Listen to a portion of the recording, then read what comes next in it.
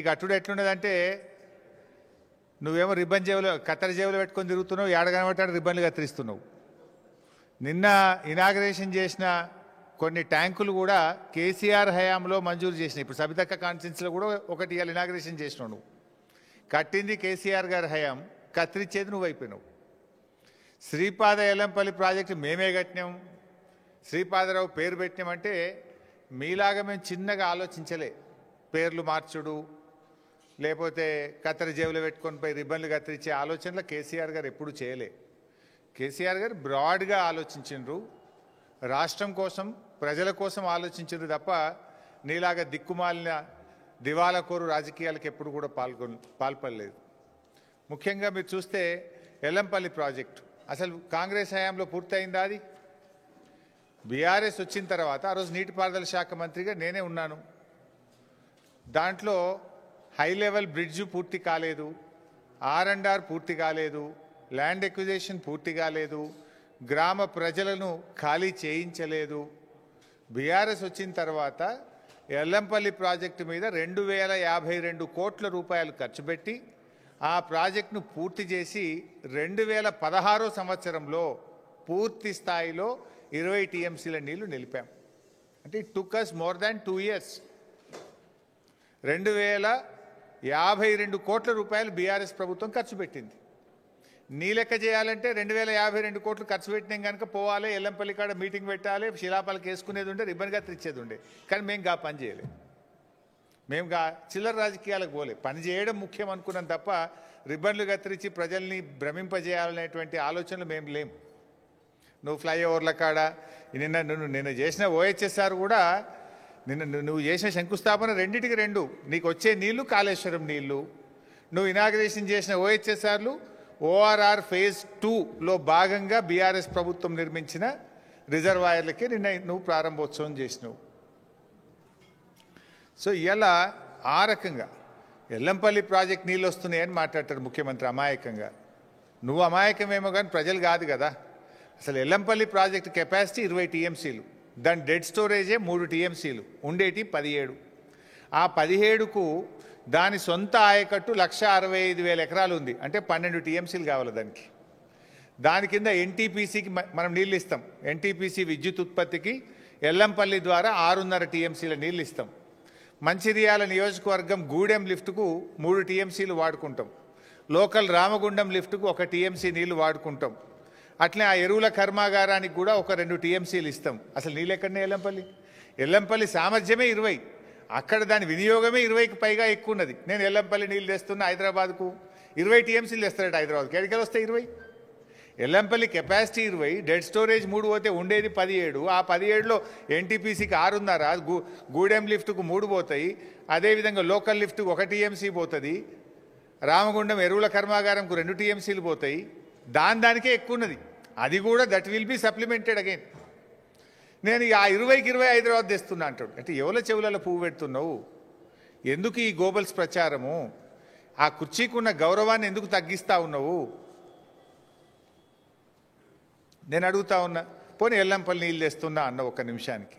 ఎల్లంపల్లి నుంచి మల్లన్న సాగర్కి ఏమైనా గాలి వస్తున్నాయా? ఎల్లంపల్లి నుంచి మల్లన్న సాగర్కు గాలి వస్తున్నాయా? ఎల్లంపల్లి నుంచి నీళ్ళు ఏడికి వస్తాయి? ఎల్లంపల్లిలో మేడారం దగ్గర మోటార్ లాంచ్ చేస్తే మేడారం రిజర్వాయర్లు పడతాయి. మేడారం రిజర్వాయర్ నుంచి లక్ష్మీ బ్యారేజ్ దగ్గర లక్ష్మీ పంప్ హౌస్ ఆన్ చేస్తే వరద కాలువలో పడతాయి. అక్కడ నుంచి మిడ్మానేర్లో మోటార్ లాంచ్ చేస్తే మన అనంతగిరి రిజర్వాయర్కి వస్తాయి. అనంతగిరి రిజర్వాయర్లో మోటార్ లాంచ్ చేస్తే ఇవన్నీ కాళేశ్వరం మోటార్లు, కాళేశ్వరం రిజర్వాయర్లు. అనంతగిరి దగ్గర కాళేశ్వరం మోటార్ లాంచ్ చేస్తే రంగనాయక్ సాగర్ రిజర్వాయర్కి వస్తాయి. రంగనాయక్ సాగర్లో కాళేశ్వరం మోటార్ లాంచ్ చేస్తే మల్లన్న సాగర్కి వస్తాయి. All these are part of Kaleshwaram. యాడికెళ్ళి వస్తాయి? ఎల్లంపల్లికెళ్ళి వస్తున్నాయి. మేము కట్టి ఆ ఎల్లంపల్లికి 2,000 కోట్ల పైగా బీఆర్ఎస్ఏ ఖర్చు పెట్టింది, బీఆర్ఎస్ఏ పూర్తి చేసింది. ఆ ఎల్లంపల్లి నుంచి మిడ్మానేర్ దాకా కూడా టన్నెళ్ళు కానీ, గ్రావిటీ కెనాళ్ళు కానీ, రిజర్వాయర్లు కానీ, సబ్స్టేషన్లు కానీ, పంప్ హౌజులు కానీ అన్నీ నిర్మించింది బీఆర్ఎస్ఏ.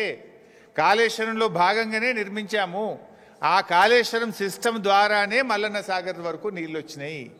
అంతెందుకు, కేసీఆర్ గారు ముందు చూపుతో హైదరాబాద్ మంచినీళ్ళ కోసం మల్లన్న సాగర్ దగ్గర ఒక స్లూయిస్ కూడా పెట్టిండి ఆ రోజే. మల్లన్న సాగర్ కట్టలో అంతర్భాగంగా ఒక స్లూయిస్ నిర్మాణం కూడా చేసి పెట్టినాం ఆ రోజే. నువ్వు కొత్తగా కట్టందవి స్లూయిస్ పెట్టేది కూడా లేదు.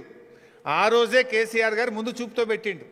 కేసీఆర్ గారి ఆలోచన ఏముండే, 10 టీఎంసీలు ఎల్లంపల్లి నుంచి ఇప్పుడు నడుస్తున్న సిస్టమ్, 10 టీఎంసీలు కొండపోచమ్మ సాగర్ నుంచి, 10 టీఎంసీలు మల్లన్న సాగర్ నుంచి అని చెప్పి స్లూయిస్ కూడా ఆ రోజే కేసీఆర్ గారు నిర్మించిండు మల్లన్న సాగర్కు. దాని నుంచి నీళ్లు తెచ్చుకుంటా ఇది నేను తెస్తున్నా ఎల్లంపల్లి శ్రీపాద సాగర్ అంటాడు.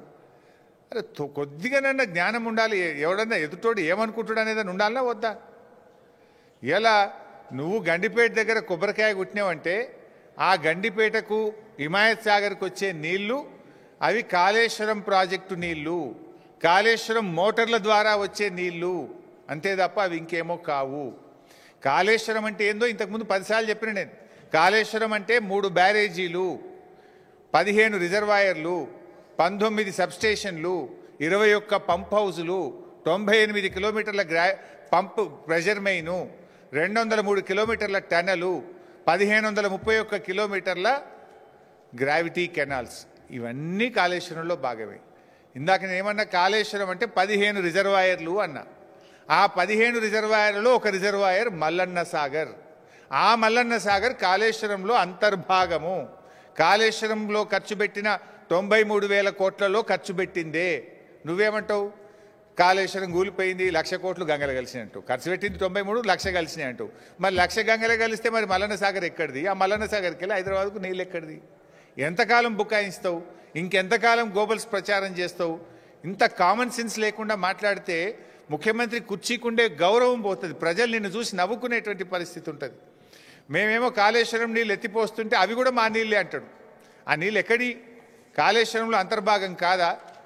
ఈయన ఎట్లా తయారైందంటే కేసీఆర్ గారి ప్రభుత్వం సాధించిన విజయాలను కూడా ఆయన తనవిగా చెప్పుకునే ప్రయత్నం చేస్తాడు.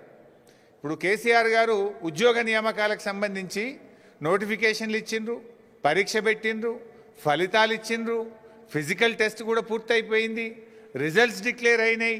నువ్వు ఓన్లీ వాళ్ళకు కాగితం ఇచ్చి ఫోటో దిగి ఉద్యోగాలు నేనే ఇచ్చినట్టు. ఇది కూడా గట్లే ఉంది. కాళేశ్వరం అంతా కట్టింది కేసీఆర్, నీళ్ళు వచ్చేది కూడా కాళేశ్వరంలో భాగము. కాదు ఇది ఎల్లంపల్లి నీళ్లు అంటాడు. ఇప్పుడు వెనకట ఆ సీతారామ కూడా పోయింది ఖమ్మం జిల్లాలో. ఖమ్మం జిల్లా సీతారామ ప్రాజెక్టులో 3 పంప్ హౌజులు కట్టింది బీఆర్ఎస్ ప్రభుత్వం. టనల్స్ పూర్తి చేసింది, సబ్స్టేషన్లు పూర్తి చేసింది, కెనాల్స్ పూర్తి చేసింది. కాంగ్రెస్ ప్రభుత్వం రాగానే పోయినరు, బటన్ ఒత్తిండ్రు, లేలే సీతారామ మేమే కట్టాము అంటాడు. అన్నీ కూడా ఇదే రకమైనటువంటి ఒక గోబల్స్ ప్రచారం. స్వయంగా మీ మంత్రులే రంగనాయక సాగర్కు, మల్లన్న సాగర్కు, కొండపోచమ్మ సాగర్ దగ్గర పోయి గేట్లు ఎత్తి నెత్తి మీద నీళ్లు చల్లుకొని 1,00,000 ఎకరాలకు నీళ్ళు ఇస్తున్నామని చెప్తారు. ఏంది రంగనాయక సాగర్ ఎక్కడిది? మల్లన్న సాగర్ ఎక్కడిది? కట్టింది బీఆర్ఎస్ కాదా? కాళేశ్వరంలో అంతర్భాగం కాదా? మంత్రులు పోయి గేట్లు ఎత్తి నెత్తి మీద నీళ్లు చల్లుకుంటే అవి కాళేశ్వరం నీళ్ళు కాకుండా పోతాయా? ప్రజలు అంత అమాయకులు అనుకుంటున్నారా మీరు? ఇంకా ఎంతకాలం? ఒక దిక్కేమో కాళేశ్వరంను తిట్టుడు, మరోవైపేమో కాళేశ్వరంను మొక్కుడు. ఇది మొక్కుడు కాకపోతే ఏంది? పొద్దుగాలేస్తే కాళేశ్వరం తిడతాడు. ఇప్పుడు నువ్వు నిన్న 7,000 కోట్ల కొబ్బరికాయ కొట్టినటువంటిది అది కాళేశ్వరం వల్లనే కదా, లేకపోతే ఎక్కడి నుంచి వస్తాయి? ఇంకో మాట అంటాడు ఈయన, 20 టీఎంసీలు తెస్తా. నిన్న ఒక మాట మాట్లాడుతూ ఏమన్నాడు? మల్లన్న సాగర్ కట్టింది కూడా వైఎస్ రాజశేఖర రెడ్డి అంటాడు. హరే రామచంద్ర, 2008-9 అదొకసారి వీడియో చూపిపోయి మళ్ళీ ఎందుకైనా మంచిది. మీరు ఎవరైనా చూసిండ్రో లేదో చూసిండ్రా? మళ్ళొకసారి మీకు క్లారిటీ.